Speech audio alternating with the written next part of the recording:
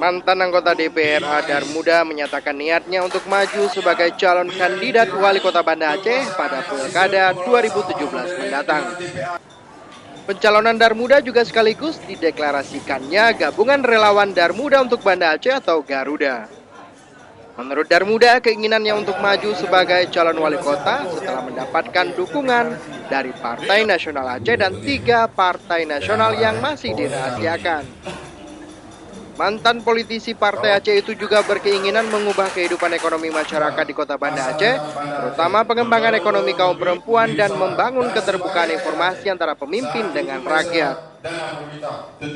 Alasannya yang pertama, saya melihat kurangnya untuk meningkatkan ekonomi perempuan, maksudnya dalam bentuk ekonomi kreatif yang selama ini kita juga melihat banyak kaum perempuan ini terpinggirkan, artinya kurang mendapat perhatian dari pemerintah. Jadi kalau saya menang, saya akan prioritaskan pihak perempuan akan saya libatkan di dalam pemerintahan Kota Banda Aceh. Mundur teratur. Deklarasi dengan tema bertekad satu jua untuk Kota Banda Aceh yang berlangsung di salah satu hotel di Banda Aceh dihadiri Ketua DPP PNA Irwan Syah, anggota DPRA Darwati Agani, ratusan kader Partai Nasional Aceh, dan para pendukung Darmuda. Dari Banda Aceh, Mulyadi melaporkan untuk Aceh Video.